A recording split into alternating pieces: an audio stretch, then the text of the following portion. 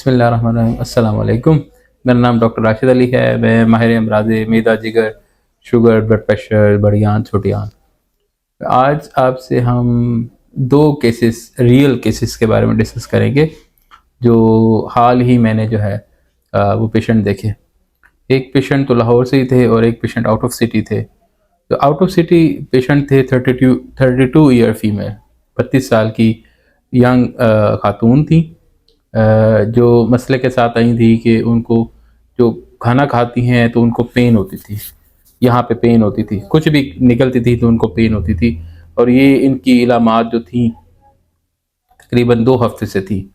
और ये ऐसा ये नहीं था कि बढ़ रही थी, एक जैसी ही पेन थी, और जो कि हर किस्म की खुराक के साथ जो है वो पानी के साथ नहीं होती थी, लेकिन चाय वगैरह भी पीती थी या कोई और जूस वगैरह उसके साथ भी पेन होती थी। तो इसको हम कहते हैं ओडाइनोफेजिया, लेकिन ये प्रोग्रेसिव नहीं थी और इसके साथ उनका वज़न कम वगैरह नहीं हुआ था। बाकी मोशन वगैरह का मसला उनको कोई नहीं था।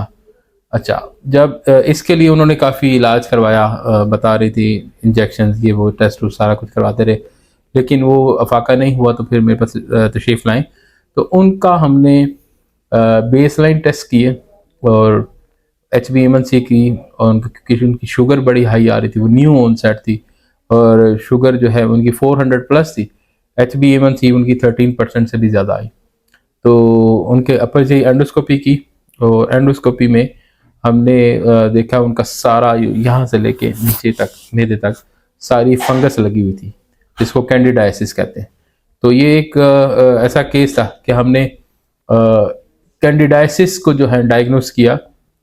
और कैंडिडाइसिस जो है जो खुराकी नाली का जो होता है, जो फंगल इन्फेक्शन होती है, जैसे कहते हैं ना फफूंदी लग गई है, तो वो होता है कि जब कुव्वत मुदाफ़त कम होती है। कुव्वत मुदाफ़त किसी भी वजह से कम हो, मिसाल के तौर पे कोई कैंसर की मेडिसिन हैं, कोई तेज़ मेडिसिन जो कि कुव्वत मुदाफ़त कम करती हैं, जैसे गठिया वगैरह की मेडिसिन हैं, या खुदा न खासा HIV और एड्स वगैरह की बीमारियाँ, इनमें कुव्वत मुदाफ़त कम होती है। या फिर डायबिटीज़ एक ऐसी बीमारी है जिसके साथ कुव्वत मुदाफ़त भी कम होती है।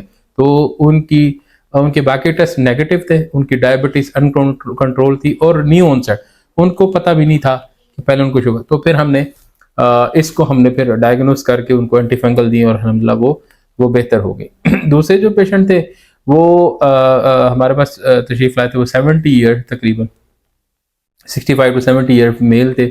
और वो आए थे कि उनकी दिन ब दिन वज़न कम हो रहा है, भूख कम हो रही है, एक्सेसिव वॉमिटिंग है, कि कुछ भी खाते हैं तो हज़म नहीं होता और उल्टी आ जाती है।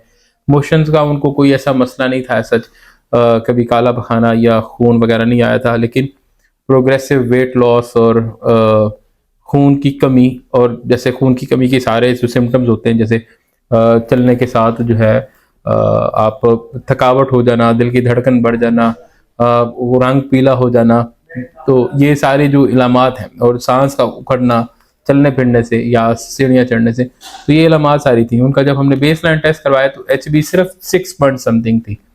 तो उस वक्त हमने फ़ौरन ही इनको ट्रांसफ्यूज किया after getting the perfect picture, जिसने शो किया आयरन डेफिशिएंसी एनीमिया है और कुछ भी नहीं। तो उनको जो है हमने ब्लड ट्रांसफ्यूजन करके रिससिटेट किया और उनको एंडोस्कोपी का जो है बताया, लेकिन वो तकरीबन 1.5 महीना जो है वो आ नहीं सके। बस उनकी वो जॉइंट्स का प्रॉब्लम, वो मोबिलाइजेशन का प्रॉब्लम था।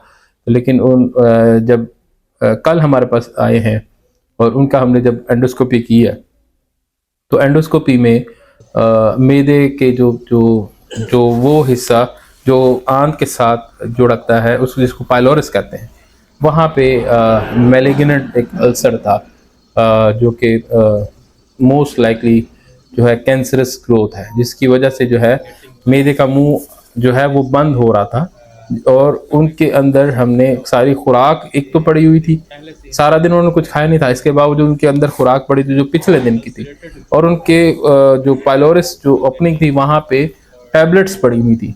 वो टैबलेट्स भी उन्होंने एक दिन पहले खाई थी, वो वहीं की वहीं पाइलोरिस में रुकी हुई थी। तो वो स्कोप वो पाइलोरिस से आगे नहीं गुजरी, क्योंकि वो वहाँ पे उस अल्सर ने सारा जो है वो मैदे का मुंह वो रोका हुआ था। तो वहाँ से हमने बायोप्सी ली और हम वेट कर रहे हैं कि उसका जो है रिजल्ट्स हैं। अब ये बताने का मकसद जो है वो क्या है, हम लोगों को इन्फॉर्म करना है कि एंडोस्कोपी हम नहीं कहते कि नाजायज़ करवाएं, बिल्कुल जहाँ पे जेन्युइन इंडिकेशन है वहाँ पे एंडोस्कोपी से नहीं डरें, एंडोस्कोपी करवा के तशखीस करवाएं।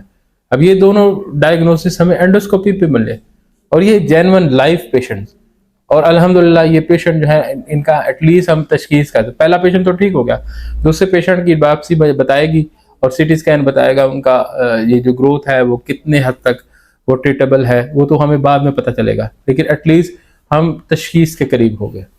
तो मेरा आपसे यही है कि जहाँ पे जेन्युइन इंडिकेशन हो वहाँ पे एंडोस्कोपी से नहीं घबराएं। थैंक यू जी। ये वीडियोस बनाने का मकसद जो है वो सिर्फ ये है कि जो लोग नहीं आ सकते उन तक ये मैसेज पहुँचे, और मैं कोशिश करूँगा जितने भी अहम मालूमात हैं मेडिकल के लिहाज से वो वीडियोस के ज़रिए मैं आप लोगों तक पहुँचाऊँ, और जो कुछ सीखा, जो हमने पाकिस्तान में सीखा, जो हमने यूके में सीखा, इंशाल्लाह आप लोगों तक जो है हम बताते रहेंगे कि, और पूरी कोशिश करेंगे कि आपको ऐसी चीज़ें भी बताएं जो साइंटिफिकली अप्रूव्ड भी हों और घर बैठे इलाज भी हो सके कम से कम दवाइयों के साथ। इंशाल्लाह वो भी हम जो है ना पूरी कोशिश करेंगे कि आने वाले वक्त में हम आपको एक एक करके वीडियोस हम अपलोड करते रहें। Thank you very much.